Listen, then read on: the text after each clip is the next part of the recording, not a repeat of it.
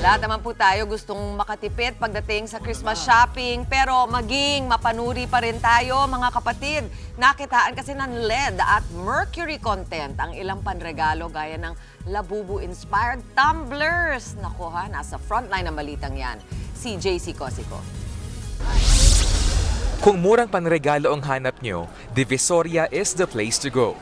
May 3 for 100 na glass cup at tumbler.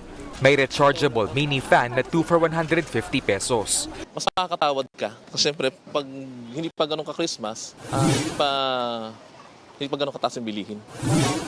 Sa mga mahilig sa labubu, swak itong mga labubu at karome-inspired na mga bag at purse na tig 120 hanggang 200 pesos. Meron ding stuffed toy na mabibili mula 250 hanggang 500 pesos. Kahit ganito, tuwan-tawa na talaga sila kasi maganda rin naman eh. Pero paalala ng ilang grupo, ingat sa pagsha-shopping dahil maraming produkto ang nagtataglay ng mga mapanganib na kemikal. Gaya na lang ng 3 Labubu-inspired tumblers na ito na nabili ng grupong Eco Waste Coalition.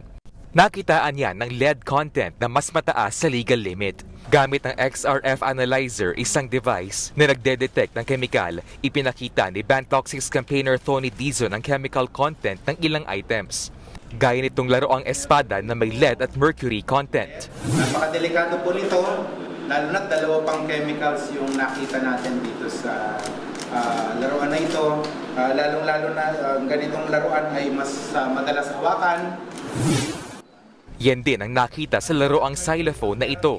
Ang lead po ay umaabot ng 1,800 parts per million at mercury naman na 2,400 parts per million. Sobra-sobra ito. Ayon sa grupo, walang safe level na exposure sa mga naturang kemikal dahil pwede itong makaapekto sa kalusugan lalo na ng mga bata. Pwedeng maapektuhan ang internal organs at ang paglaki ng mga bata ng exposure sa lead at mercury. Kaya payo ng Bantoxics maging mapanuri sa mga bibilhin, lalo na sa mga laruan para sa mga chikiting. Nagbabalita mula sa Frontline, JC Cosico, News 5. Mga kapatid, Dimples Romana po, kumpletuhin ang inyong umaga ng mga kwentong puno ng inspirasyon. Salubungin po ang bawat araw ng may ngiti at pag-asa. Kaya't mag-subscribe na po at mag-follow na sa aming social media pages ng News 5.